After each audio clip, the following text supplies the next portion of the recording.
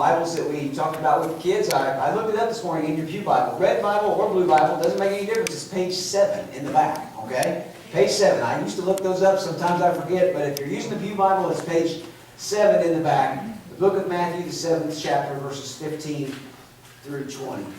The title this morning is Good Source. Good Source, with a question mark. Good Source. And we're going to discuss a little bit about the good source that we have to draw from. Last week after our Easter service, I had a talk with Julie, and I love the service, the special music, just that Easter atmosphere and everything that goes on around Easter. But I told her that I felt in my heart that I needed to bring an uplifting message. Easter is an uplifting message, and sometimes we get in messages which are good, that challenge us and that make us really think about where we've been, where we're going. And this message is that too, but it's hopefully you'll see the uplifting message in it. And I do, by the way, those of you that know me, I do take those feelings very seriously. I don't think that they're earthly feelings. I don't think that they're things that I get from my workaday world. They come from other places. So I really truly feel like we need to do this. So I have several outlines in the work, but I wanted this type of message for that reason, and I'll leave the rest of that with God. So we'll get started with a statement and or a question. Okay, it could be both, right? Do you know that God wants you to be happy? That could be a question. Do you know God wants you to be happy? Or it could be, do you know God wants you to be happy? I mean, both. Both. God actually, and we're going to talk about this today, wants us to enjoy life. Did you know that? Now, we're not supposed to worship this life. Don't get me wrong. We're not supposed to worship this place that we are. But we are supposed to enjoy things while we're here. It's New Testament and it's Old Testament. We're going to share both of them. Now, because this isn't my text for today, and I know a while back, it's been a while, we studied in the book of Ecclesiastes in our Bible study, and we talked about some of the verses that I had myself outlined in the book of Ecclesiastes about this very subject from times in my life whenever I really wanted to know if God wanted us just to enjoy life. Have you ever had a chapter like that? Even a day or two, a moment or two. God, do you really want me to enjoy this life you've given me? Because it's kind of tough right now, right? You have moments like that. Usually you don't even say it that happy. I know. You know, it's not usually in that tone. You're not sure that that's what God wants you to do. You just kind of wonder. But Solomon, in all of his wisdom, knew about these things. Now, if you read the entire book of Ecclesiastes as we studied, it kind of goes up and down. Solomon talks about this life, not always being so chipper, right?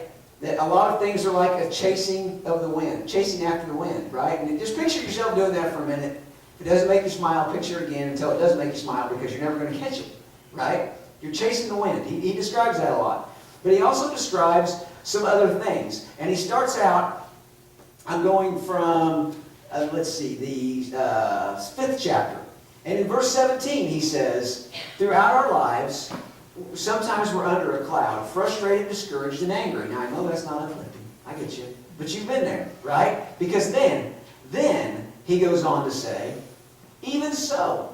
So meaning, I know that we're frustrated. I know we're getting discouraged. I know we can be angry. Even so, I have noticed one thing at least that is good. It is good for people to eat, drink, and enjoy their work. Enjoy their work. I'll say that again. Enjoy their work under the sun. Under the sun. During the short life God has given them. To accept their lot in life. To accept their lot in life. And it is a good thing to receive wealth from God and good health to enjoy. To enjoy your work and accept your lot in life, this is indeed a gift from God. God keeps such people so busy enjoying their life that they take no time to brood over the past. Now, I don't know about you, but every once in a while I need to read that. I really do. Because Solomon says, and I said it 3 times on purpose, right? We're supposed to enjoy their work. That's what he says. To eat, drink, and enjoy their work. Now, to stifle the party atmosphere, right? The drink isn't necessarily the kind that some in our society might think, hey, the Bible tells me I'm supposed to drink. No, wait a minute. You got to go back to his point in time, and having something to drink was a big deal. Okay? They drew water from wells, and this was a luxury, not the kind of drink that we have where we can just go to the fridge and get whatever we want. Okay? It's a different atmosphere. To eat, drink, and enjoy their work. Solomon himself says that. And there will be more later for those of you that want a sermon on work. There's one coming, okay? There's one coming. I don't know exactly when yet, but I have the outline. Whenever God tells me, you'll get it, right? But he did just say to enjoy their work. Yes, that's what he said. It's good to receive wealth from who? From God. He didn't just say that it's good to receive these things. He said you need to understand where it comes from. And then he goes on to say something that we've already covered in our service, and we cover in each and every service, and the health to enjoy it. Now, I think that's a little easier to understand. If you don't think the Bible is inspired by God, how many men would leave that out? How many people would just leave that part out? Because you think you want to be healthy, but you don't really think about the health going with the wealth to make a complete life so that you can do what? Enjoy it. Enjoy it. It's okay. The Bible says that we're supposed to enjoy things. It's okay to receive a blessing from God and to give thanks for it. Because in the end, those people have no time to brood over the past. Has anybody ever brooded? That word? I'm going to say it anyway. I like it. Have you ever brooded over the past? I have. I have. But the thing is, what Solomon's saying is that if you're happy and you enjoy what God has given you, you don't think about what you don't have. You don't. Now, to break that, to make that on a teeny tiny little scale, if we take it from our entire lives, I'll just break it down for a day. Have you ever had a really good day in the midst of life and that day just flew by? Have you ever, what's the saying? Time flies what? Thank you very much, right? Time flies when you're having fun. Well, all Solomon is saying is this is a multiplication of this in your life. Your days fly by. You don't brood about the past when you realize the blessings you have today. When you enjoy your work. Now, granted, I'm going to give you, in our society, that last word, most of you are going to go right to whatever pays the bills. I get that. And he does mean that. But it's more than that. Work is just the activity that it takes to get through life. Do you enjoy your life? You're supposed to. You're supposed to. Enjoy what you have.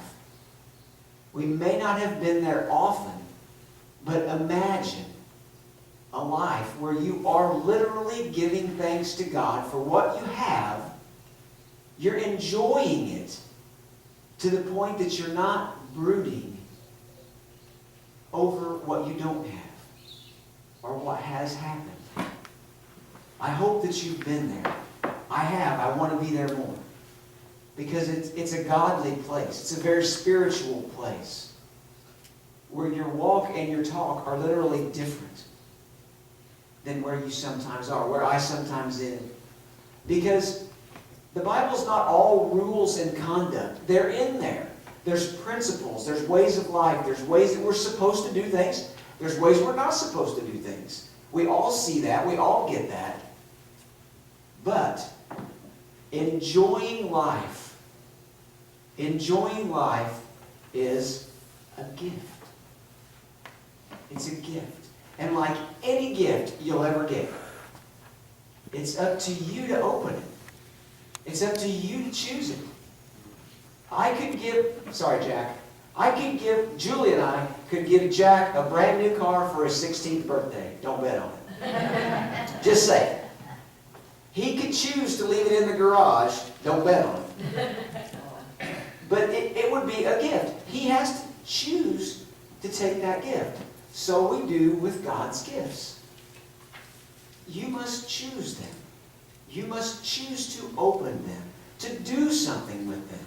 I can tell you every Sunday to enjoy your life, but if you choose not to, you choose not to open the gift. You choose to leave it in the garage, in the package. So now that we're on this roll of good things, of things that are given to us, I want to go into our text in the book of Matthew and read about Jesus and his words about good things. About good things. The book of Matthew, the 7th chapter, verses 15 through 20. Now, chronologically speaking, Jesus had just finished talking about the golden rule. I will call it Mom's rule, right? Mom's rule, my mother, most likely your mother, right? And probably a lot of school teachers. Treat others how? As you would like to be treated. Did you know that was in the Bible? It's in the Bible. It's right before where I'm reading it. It's actually in there. Jesus said that. Okay? He said it, so Mother's Day's coming up. We'll give credit to Mom. Okay? Because she quoted it. It could just lay in the book and never be said. But treat others as you would like to be treated. Okay? He's just talked about that. And then he had just finished talking about the wide and the narrow gates. Right? We've all heard that before. Might even be a sermon in the future coming up on one of those. Right? How a lot of people are going to enter that wide gate. Right? That's what we all tell our kids, but then do we leave it? Just because everybody's doing it doesn't mean you need to do it, right? Okay? And the narrow gate, few will enter. Okay? He's just finished that. He's just finished that. That's humbling and challenging. And we can take that with each and every message we ever receive in our lives. Okay? Just because someone else, a lot of people do one thing with a message or with a way of life doesn't mean that that's what we should all do. But then we go into verses 15 through 20, the 7th chapter of Matthew.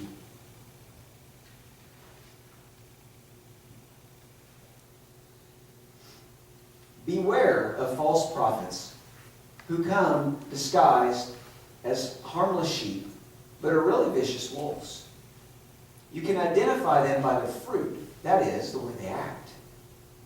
Can you pick grapes from thorn bushes or figs from thistles? A good tree produces good fruit, and a bad tree produces bad fruit.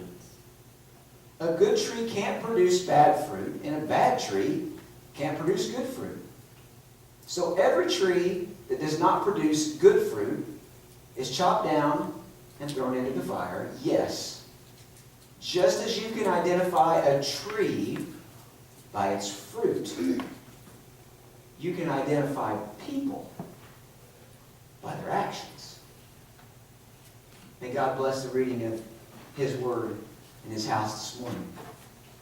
Now Jesus starts that off by telling all of us to beware of false prophets. Now, to me, that years ago, that was a little intimidating. You know, I think of, well, we talked about it in Bible study on Wednesday night, that I picture a prophet as like some guy in like a big robe walking around with some scrolls or something, right, telling me things. I mean, I know that's not necessarily a legitimate description, but I'm just saying in my mind, that's what I think. So beware of the false ones. Like, is he dressed in like a black robe instead of a white robe? I mean, how do I know he's false, right? I mean, that would be the way I would have read that years ago. I'd be like, what's a false prophet?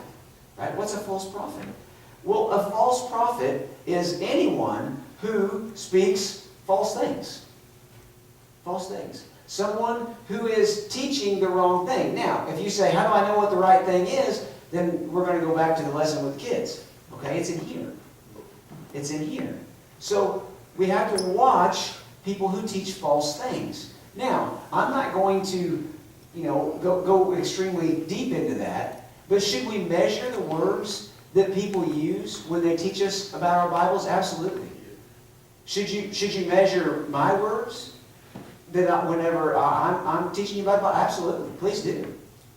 Please do. I want you to. That's how we know what these false prophets that Jesus was talking about.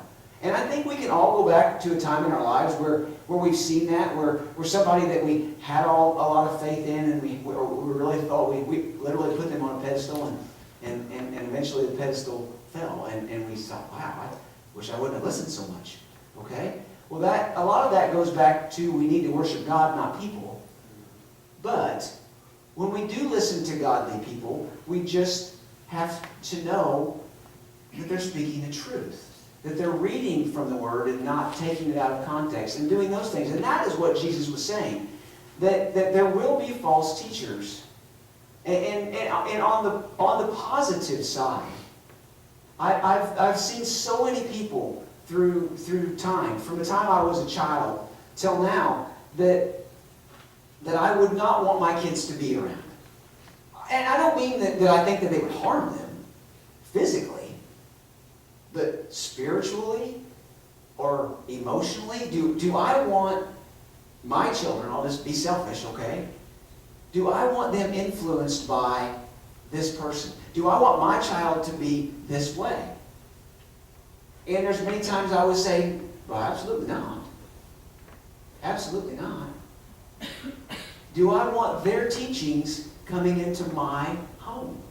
And that's what Jesus is talking about.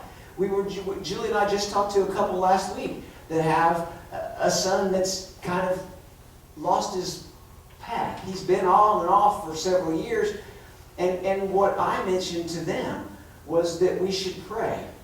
We should pray that this young man, he's at a very influential time in his life, that he has someone come into his life to give him the direction he needs. Because at some point in all of our lives, we know that teaching that we've had, this young man has always had good teaching, but he questions it, or he goes outside of it.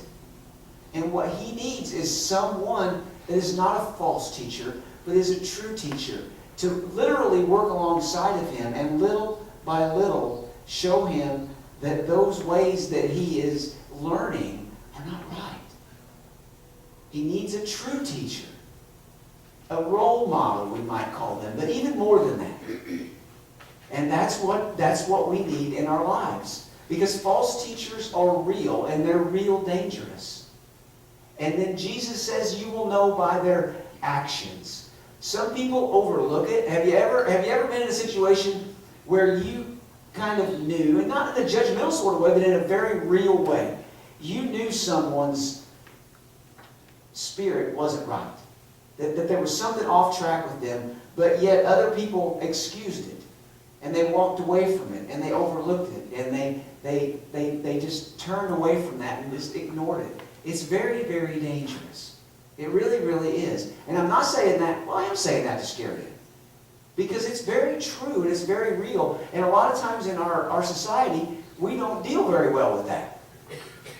We just don't. And Jesus is saying that we are going to know them. We will know them by their actions. By their actions. By yours and by mine. And if my actions don't match my words, and my words don't match God's path, then something's wrong. Something's wrong. And there are ways, of course, that we can't get into today to come back, but still, Jesus himself is saying there is a way to know. So Solomon said it's okay to enjoy life, to eat, drink, and be happy. And we have every reason, Jesus says, to produce good fruit. And good fruit is going to be seen by our actions. Good fruit will produce a life that we can enjoy, that we can live, and that we can love. And we have every reason to think that we should enjoy that life. But we have to build with the right materials, right? So let me explain that. If you were to build a new home, or a new garage, or a new shed, okay, depends on where you're at in your life, okay? What we were going to build, would you start with lumber that was rotten and laying on a pile out back of the house? Say, I'm thinking about building a new garage, and that wood's only been laying out there 8, 10 years. I think we can get some of that. Right? Scrape the crud off of it. Nail it up there. I'll have a garage tomorrow. Right? That's not what you're going to start with. Right? You're not going to start with that. You would start with the good things that you could find. You would start with fresh lumber. Right? Now, I'm not saying I've never grabbed a board and used it for something temporary. Now, come on now. I mean, but I'm saying the real things that we build with. You would want new materials. You would want the best that you could get to produce good fruit you have to have good materials to work with.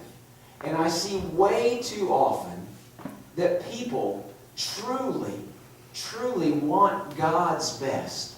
They really do. But they start with bad material.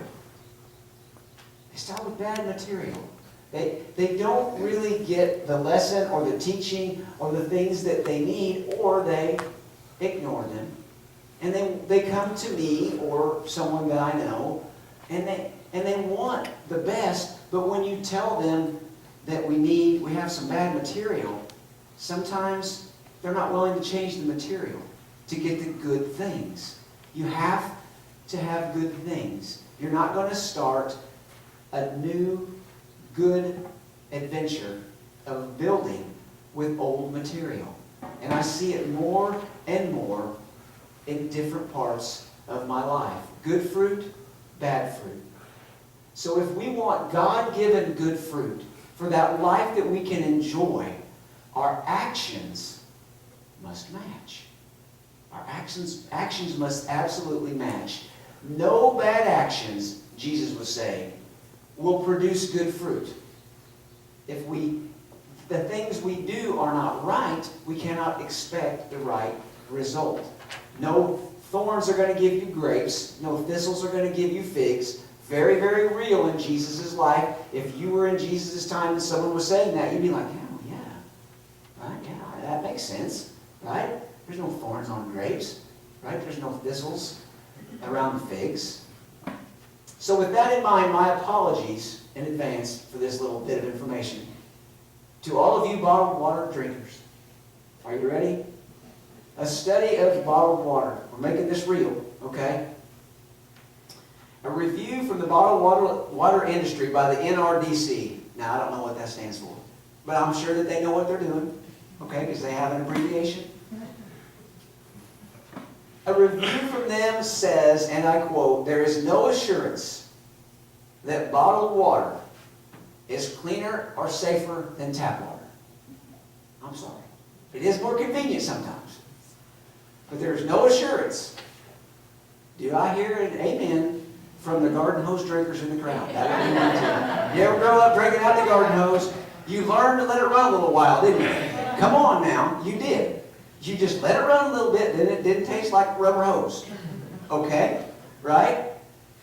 That's just the way it is. In fact, it's estimated that 25% or more of bottled water is just, wait for it, tap water in a bottle. Okay? Now, I don't have anything against bottled water. I don't have the bottled water industry from YouTube calling me and getting all over me. It's not that. But what it's about is the source pure? Is the source right? Sometimes we get caught up in, well, it's got to be better, right? But do we know? Do we really, really know? Because if it's just an ordinary source, you're going to get an ordinary product. That's all you're going to get. If we don't try and live out the good things, how can we expect good things? Jesus was really very plain. He's blessed us, and He wants us to enjoy our lives. Because Jesus Himself told us that goodness is real. On that last one. That's the bad material. That goodness is real. He told us that goodness is real. He didn't say there's only bad fruit. Watch out for all the thorns and briars. He said that there's goodness. And we want blessed lives, but we have to choose them. We have to choose that path. We can't cobble them together with rotten materials full of briars and thistles and impure sources. He wants good for us. And He wants good from us. But we have to produce it. We have to act it out. We can't do the bad things and want the best. And want the best. Do we seek the one who is the true source of every blessing? Is that the material that we begin with? God said that from the beginning. It all starts with me. He's never said that he wasn't a jealous God. In fact, he says he is one. He wants to be first. He wants that to be where we begin. He wants that to be the good that we have. Because there are impure sources and there is a true source. Where do we begin? Where do we start to live that good life that we are supposed to enjoy? Because I can say, I don't pull it off all the time. I'm not that perfect, and anybody that says that they are, please run. Okay? I'm not. But the times that I do, the times when I string those days and hopefully weeks and months and God willing years together, that things are good. I want to enjoy my life. I do. And I don't want somebody to tell me I shouldn't. Because God told me I should. And that I should produce, you should produce good fruit. Good fruit. From that true source. He's written it out for us. And I pray that we do that. That we take that. That that's our choice from the one source who wants us to enjoy our lives. That's my choice. I'm going to make that choice. I pray that you do too. That you make that choice with me. That we go to that source in our lives. Will you pray with me? Our God and our Father, we thank you for your words. We thank you for Solomon's words that told us that life's going to be a trial. We see that. That life's going to be a challenge, and we see that. That every day won't be good. But Father, that you've given us the blessings, that you have given us the blessings to enjoy this time before our time comes to be with you. Help us. Father, give us the strength to see that life that Jesus spoke of, to find that good fruit, to know that not every way that's being taught out there is your way, but to weigh the words that are being spoken by your words and by your standard. And in finding that way, to offer a good fruit from your source that will give us a life to truly be enjoyed. We thank you for those promises and those words. And we pray these things in Jesus' name. Amen.